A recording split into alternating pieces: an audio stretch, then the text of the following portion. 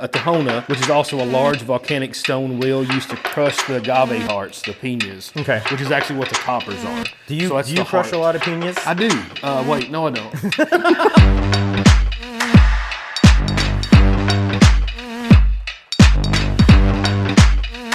Welcome back to Arsenicculture, where beers don't count, but bad decisions do. But bad decisions do. I'm Matt. I'm Jason. That was a seamless intro. I'm good at intros. I'm really good at intros. And if you are watching and not listening, you can see we have a shitload of tequila in front of us. We're going to drink all three of these bottles completely today. That's the whole episode. That's all we're going to do. I'm going to step out for a while. We're going to see what happens. So this is Fortaleza Tequila, and according to Jason, these were damn hard as hell to get. But Jason's our go-get-em guy. And but this has actually got a really cool backstory, really cool history. It actually stems back to basically the invention of tequila distribution, period. Should I just get into it? I'm trying to make a transition, So Fortaleza Tequila, it actually was founded in 2005. It was founded in the town of Tequila, Jalisco. It looks like Jalisco. Okay. That's where it was founded. So the original founder was Don Cenobio Sauza. Sauza, you may recognize the name. It is a brand of tequila. Correct. They are currently owned by Beam Suntory. I believe that's who owns Sauza. Yes. Yeah, I think. And they got other brands like Hornitos. What else do they have? Tres Generaciones. What do you mean that's it? They got like, Beam Suntory's got like a million. No. From that portfolio, though, like that tequila portfolio. Gotcha, yeah. But Don Cenobio Sauza, he is actually considered the father of tequila, and for good reason. I'm going to give you a little background on this, and then we're going to transition into this hopefully good tasting tequila that we have in front of us. And then, like I said, we're going to chug all three of these bottles and see who passes out first. I'm ready for that. Did you eat? I'm game. No. Have you eaten? Yeah, I smashed an entire Totino's pizza before I walked in here, so I prepped because I knew what I was getting into. So I think I got this. But Don Cenobio Sauza was born in 1842. He died in 1909, so he was 66 years old. Born in, is it pronounced Jalisco or Jalisco? Jalisco, Mexico. Yeah. The way I understand it is Mexico's the country. Yep. Jalisco is the state. Yes. And then tequila is considered more or less like a city or a township. Yeah, correct. So kind of like how we are Lexington, Kentucky, United States. Yeah. That's right. Okay.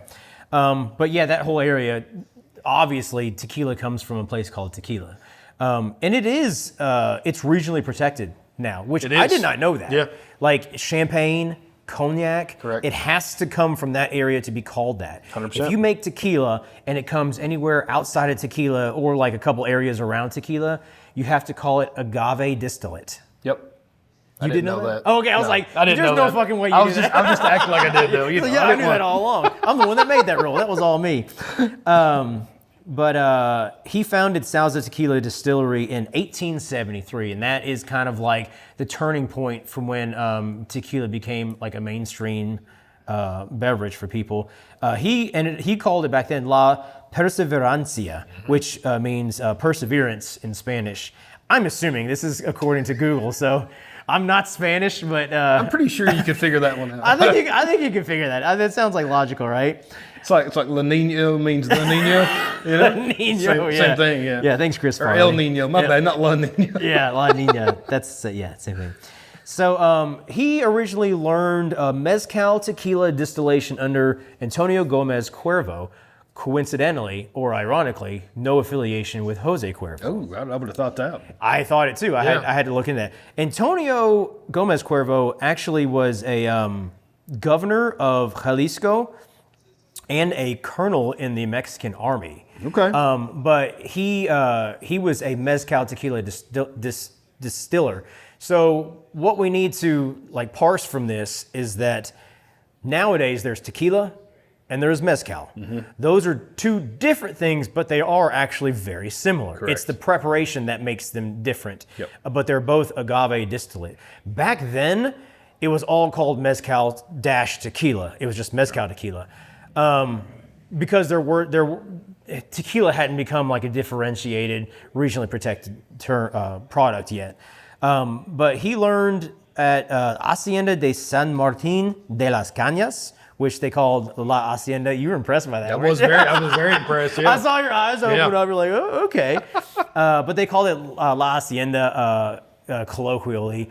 And Sauza ended up buying that distillery along with a shitload of others. He ended up buying, I think, like 13 or 14 or 15 distilleries. The whole family, too. I mean, they just had a ton. It just ran in it. I started going through this research. I thought he had like one or two, and then I got to the end, and it was like, oh, no, he cycled through like 15. Well, I think the thing, too, like both of us did some research on this one, and we didn't know for sure if there would be like some history to go into, but there's actually, it's pretty fascinating. A shitload. Yeah, it is. No, this guy's, he was kind of when a you think badass. about tequila, like, he's kind of the guy that brought it about. You know who I think of when I think of this guy is, you remember Kill Bill? Yeah. You remember when she tracks down the pimp? What was his name? Esteban? Yes, That's he kind who, of had that list. that's who actually he is. closed his That's who- eyes like yeah. really weird. Yeah, I remember that. Yeah. That's who I think this guy is. Yeah, that sounds about right. Yeah, and his name's even Don Cenobio Sauza. yeah. Like he sounds Vila. like like a Mexican mafia or something like that. Well, in 1873, when he founded his distillery, he ended up being the first person to take mezcal tequila outside of Mexico into the United States. He crossed the border with 3 casks and 6 jugs. Just walked across the border, which you can't do that nowadays. But I mean, that was pretty ballsy, yeah. But it ended up taking off, and people loved it, and that was the beginning of tequila exportation as we know it. In 1974, Mexico passed a denomination of origin which identified tequila as a distinct spirit. What makes it distinct is Blue Weber agave is, I guess, the only agave you can use. So I in looked at that tequila. a little bit. I think it's the best. So I think there could be different ones. But See, if okay. you look at the top of this, so this is the agave plant, but it's been like sheathed off. Not literally. No, it is. So that's what that is. So that's Really? the pina, they call it. So it's hand painted. So the cork on this one, you're no, saying it's not real. It's not real agave. that's what I'm saying. You it said looks it's like the plant. It I looks get like the that. plant. Yeah, that's what I'm saying. Okay, I was like, so you're telling me they put You a can fucking actually agave? eat that and it'll Yeah, get you I want to drunk. just gnaw on Yeah. this while you're talking. Yeah, but it is blue agave. Is that correct? Yeah, so they use that. Now, I do think, though, you can use different agave the way I understood it. Okay. But they use that for The sure. way, and the cool thing is, Don Sauza Mm-hmm. is credited as pushing blue agave as the premier agave to use in tequila. But as I understand it, to be tequila, it has to use blue agave. If it's not blue agave, it can be mezcal. Okay. Because I think there's like 30 or 40 different species of agave. There's a shitload. Or it could be agave distillate again. But I think for tequila, it has to be blue agave, and it has to be produced in the Jalisco, in the tequila region of Mexico. But some other things that Don Sauza ended up doing in his life, he became the municipal president of tequila for a year, 1884 to 1885, which is kind of random. Sounds like a made-up position, right? It does, yeah. Just for one I'm the year, too. president It's of like, tequila, you know? Screw it. that's what I'm saying. Did he just did he make himself that? I'm pretty sure. And then he was like, no, I don't like this anymore. He also got into mining in 1888, but apparently that was a pretty short-lived venture. But some of these other distilleries that he had, he purchased something called La Gardenia in 1889. He actually started distilling tequila there before he bought it in 1870, which was 3 years before he started his own La Perseverancia. How the fuck do you say that? Perseverancia. Perseverancia. That is a long ass word. It is. That's the last time I'm going to say it. I don't want to butcher that again. I don't blame you. And It's then pretty bad when you're looking to me how to pronounce it. yeah, after I impressed you with my pronunciation earlier, I give up. Again, he purchased La Hacienda from his mentor in 1889. And then again, he had like 13 other ones, but there's no like real track record of all of them. Well, they all changed names from what I could see. Like you go back and forth a few times. That's Somebody where they had kinda it, end up. he bought it, changed the name, vice versa. So Just like with bourbon, same thing. yeah, but this is really cool. So he built a micro distillery called La Fortaleza, which brings us full circle to what we have in front of us. Around the 1870s, it was possibly even 1873 when he founded his other distillery that I'm not going to pronounce again. But it was just a small, just family-owned micro distillery to do like experimentation. They worked on it for a while, and then they just abandoned it. Like they just stopped using it. It sat there for like 100 years. Which is crazy to think of. Yeah, you know? Yeah, especially, I want to say that, you could use that to make money, but I guess they were pumping out so much product, they just didn't need it. I guess I was thinking, though, like, look at Jose Cuervo. That's probably everybody's first, venture into tequila, and right? that is actually, that was Don Sauza's biggest competitor back then. And they're mass-produced. I mean, I think of them as like the Anheuser-Busch, right? Of them. So they're huge. Probably using huge warehouses and, whatever. They're not looking at anything like, mom-and-pop operation size. They're not caring much about quality as much as let's get it going. Yeah. Well, what was cool about that little family-owned micro distillery is that 100 years later, around the 1990s, at some point, it was not recommissioned. 1999. It was revived. And they wanted to adhere to the old methods of making tequila, being artisanal and being like a very like handmade process. That's true. And that takes us to you. Man, that just perfect lead in. So looking at the traditional methods, what they're doing, though, they're using a small brick oven, which is called a tahona, which is also a large volcanic stone wheel used to crush the agave hearts, the piñas. Okay. Which is actually what the toppers are. Do you crush a lot of piñas? I do. Wait, no, I don't. I heard that about you. So they're using this tahona, which is a large volcanic stone wheel. Okay. They crush those. A lot of other competitors are not. So you look at like the Jose Cuervo and stuff. Right. Just think of it as big beer versus craft beer, right? Or a huge distillery versus a craft distillery. Exactly. And I think when it comes to like mezcal production, mezcal is still and always has been a very artisanal, like small process, like mom and pop kind of thing. And I think mezcal, they all use those stone wheels to crush. It's more regional. I think it's a little more expensive. A lot of the ones we've looked at too. Yeah, we did an episode on the Pachuca one. Oh yeah, which was great. I'm out of that, by the way. I need another bottle. I mean, the biggest thing with the traditional methods, why the other competitors don't use it, it's labor intensive. It's super labor intensive, but you're looking for quality, right? So that's why they're still doing it. They're also actually at La Fortaleza, they're actually still using a bowler, B-O-I-L-E-R. Bowler from 1903, and then copper stills from the 1940s. That's pretty cool. So this is still a very small operation. When I first heard about this one, it was probably about 3 years ago, so probably 21, 22, around there. Okay. And it was allocated. So, looking for bourbon, there's a lot of bourbon bottles that are allocated. So Buffalo Trace, Heaven Hill, you hear those, Old Forester, all the special releases. This is one for tequila, and you couldn't find it. I'd heard tales of it, seeing like maybe some magazine or something. You heard rumors that it existed. Exactly. But you'd never seen it. So just, hearing about it, I started to try to track it down, and I was actually able to find the Blanco, which is like their base, I guess, one. So that's this one over on the left, if you're watching. Matt's right. They're left. Yeah. So So Blanco is actually just unaged tequila. Okay. It's in the purest form, and you can use it in mixing cocktails or drinking neat. Now the MSRP on this one is $73.99. $73.99. So you compare that to. Are we just gonna do one? Yeah, each? I figure we'll just go back and forth on them. Yeah. So if you compare that, $73.99 for a fifth, you look at like a Jose Cuervo or a Sauza, whatever, you're probably $25. I mean, that's my guess. So this is 3 times as much. Ooh, that's so one thing else about these, what makes them kind of more artisanal is all the glass on this is hand blown. Each bottle is hand blown. Really? Yep. So this wasn't. They kind of got that hammered. The texture on there. Like Old Forest. What is it? No, there is something. I'm trying to think of who else has got that. But it is. The other thing is all those stoppers are hand painted. Really? Yeah. Okay. So I mean, they've really done it up. They're really tapping into that whole like personal. They really have. Also, I found another interesting thing about this one. So this distillery, or I guess a distillery, has 2 different names. Did you catch that in there? Between La Preservancia and Fortaleza, even different. So Los Abuelos is what this is called in Mexico. Really? Yep. So there's no La Fortaleza in Mexico. That's It's interesting. Los Abuelos. You know what abuelos means? Is it grandfather? Yeah. See, I think we made that up right then. It may not. I'm not sure. So quick, No, somebody it Google does. It does. It is. Yeah. So they had trademark issues in the U.S. when they brought it over here with Ron Abuelo rum. Okay. And they changed it to La Fortaleza in Interesting, international markets. Okay. And then the name Fortaleza, do you know what it translates to? Is it fortress?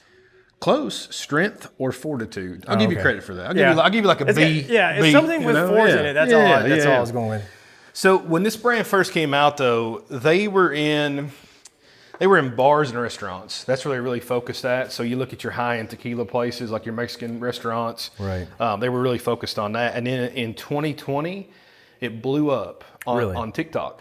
They were actually found on there. Yep. Really? It was. So this is It's a TikTok tequila. They owe TikTok for their. Yeah, I'd say for most of it. That's pretty crazy. So again, we're looking at the Blanco, the clear here, if you can see that on the camera. This one is just unaged tequila. What'd you think of it when you tried it? I liked it a lot. I almost like it.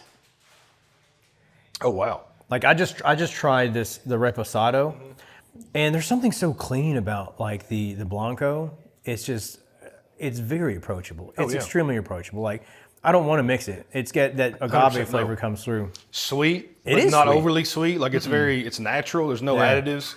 What's the proof on these? I actually didn't look. 40. It looks like Each they're of them's all 40. Yeah, and I think that is pretty standard in a lot of spirit categories that aren't bourbon. So then next up, we got the Reposado. This one's aged in oak up to 6 months. So it should have a balance between agave and oak. Notes of caramel, vanilla, and spice. Okay. This one doesn't go up too much. It's $87.99 MSRP. I am diving into the añejo. You're a quick drinker. You're gonna get those bottles. I know told it's you I'm them. gonna. It's that Totino's Whoever is soaking passes it out in. first. Yeah. Totino's, do your job. I got a few Totinos left. I got some from 2 days ago. Oh yeah, we're still storing going. there. So the last one, the Añejo, this one's aged 18 months. So notes in oak, notes of butterscotch, caramel, dried fruit. This is definitely a sipping tequila. Yeah. And its MSRP is about $120. That añejo is fan-fucking-tastic. That is really good. I think honestly, all of them were. I think I like the Blanco better than the Reposado though. I do too. So if I'm going to rate them, I'm going Blanco. I'm going to go Añejo, Blanco, and then Reposado. Not that it's bad, but it's like the older one and then the younger one that is unaged. They both have very distinct personalities. Yeah. You know what I mean? The Reposado it kind of tastes like what you would expect. It's almost like you mix the two together. Agreed. And it's still great. It's like when we did the suicide blinds. Yeah. And we mixed like 8 Those different are good. liquors. Those are good. actually pretty good. Like surprising. I did not expect that. They were very good. They kind of balance each other I out. think I like the lower shelf better than the top shelf stuff. Yeah. But that añejo is fantastic. It's very good. So looking at these though, let's talk secondary a little bit, and then we'll get into a couple more things. So on the first one, the Blanco, $74 MSRP. It's about $100 on secondary. So not too crazy of a markup. Right. The Reposado is say $88 MSRP. It's double, roughly $150 on secondary. Okay. And then the Añejo is $120. It's only $200 secondary. Now that's kind of like in the make-believe secondary market, Right. but it gets shipped to your house allegedly for $200. So that one's got a little bit of pull then. It does, but there's more. Oh. So wait, there's more. Wait, there's more. So they have two other ones, which are I can't find. So one of them is the Fortaleza Blanco, the still strength. So it's going to be, I guess, barrel proof is what I understood. What is the proof on it? I didn't see it. All it says is high proof unfiltered. I couldn't see a bottle with the proof on. I'm sure I should have done a little more research, probably would have, but I didn't. So think of this as like a white dog if you're looking at like you know, moonshine or something. Yeah. So this is citrus, olive, and slight minerality when you're tasting. You're talking about the still strength. The high proof one? Yeah, okay. the high proof Blanco. Okay. It's $72 MSRP, which isn't crazy. It's like actually less than the regular Blanco. Regular Blanco, yeah. It's $125 secondary. And then the last one they have, which is the most desirable, it is the Reposado. It's a winter blend. Winter. They do different winters. They do different blends. It's $200 MSRP, Jesus and it goes Christ. between $350 and $500. So what makes that one so highly sought after? What about I'm it? glad you asked. So they actually blend Reposado tequila in both American and French oak barrels. Do they age it twice? No, I think they actually age it in each and then blend it together. I see. Yeah. Okay. But if you look at so think bottled in bond if we're talking bourbon. So that means all your product is distilled within this singular season. Sure. I think what they're saying is this winter blend is all that product was also distilled in a particular season. So it's going to change between winter of 24 to winter of 25. Gotcha. You know what I mean? So it's going to be a little change to it. Do they do like a spring blend or like a I don't think summer? so. I think it's just winter. It's just winter? Okay. Now, I have But then they do different versions of the winter or whatever, different years or whatever. And I've actually seen some of these in these groups they have single barrels of this, like single barrel picks. Yeah. But to find it, I mean, it's damn near impossible. Okay. You know, when I talk rarity of this, we're in Kentucky, and I have seen Blanco the past 3 years. I've seen it maybe 3 or 4 times. I had never seen of this brand. Okay. I had never seen a Nejo or Reposado until the last month, and I saw it one time. Okay, so where did you get these? So the Blanco, I actually ended up buying in one of our big box stores, Liquor Barn, maybe a year ago, 6 months ago. Okay, so the other two, though, I just happened to stumble in our other big box store, Total Wine. Really? Okay. And they had a limit one per person. So you got for lucky. The counter. And I was like, they're a little pricey, but I'll never see them again. But they're also amazing. So, I mean, these are great to put on the shelf. Very good. I'd love to try that Añejo again, but Kyler off camera is fucking drinking it all. Yeah, we got somebody's hand right there. This the one you wanted to try? You know what? Gail, chug it. Straight from the source. It is good. So, what do you think about these? So let's say overall the Blanco, $74. Is that worth it? 100%. So you said $74? $74. Let's talk about unaged product for a second. So usually think cheaper. You do usually think cheaper, but think of something like you mentioned White Dog when it comes to bourbon whiskey. The flavors are extremely distinct here. You're getting all of the fermentable and none of the barrel. You know what I mean? Correct. So how do you? You can't hide anything. No, and it's also hard to compare. But how would you compare this to like a grain White Dog or corn White Dog? If you look at a White Dog or say Buffalo Trace, which they actually bottle that, yeah, little small and I bottles. actually enjoy that stuff. It's hard to just drink, but I actually like it. Well, what makes bourbon is the oak, right? I mean, that's what it is. Yeah. So if you go, essentially you're drinking White Dog is essentially moonshine. Yes. I mean, it's corn. Mm-hmm. And if you take a young bourbon or a unaged bourbon, I get all corn, and it's overpowering to me. There's no subtlety. There's no depth of flavor. You can't pick out anything other than alcohol and corn. Yes, I agree. But with this, you're getting different nuances. I mean, you get a little bit of fruit in there. I know it's from agave plant. Mm-hmm. You also get like a mild citrus note, especially in the Blanco. Yep, I agree. Which you think would be hardly anything because the oak's not there, right? Yeah. What about you? Do you think you can get anything? I mean, I agree with you wholeheartedly. As you should. Like I said, I think there's a place for White Dog in mixing. But see, I don't mind that flavor. Now, if I'm trying to dismantle a high-end bourbon and try to pick out the subtle nuance, if it's all corn forward, then that's not going to be great. But it's remember we did that quick shot with the coffee barrel aged whiskey, the coffee aged whiskey. Yeah. And tons of coffee. I can't remember if we had our buddies from the mashup Kenny and Anthony. I think Kenny originally said it was Anthony.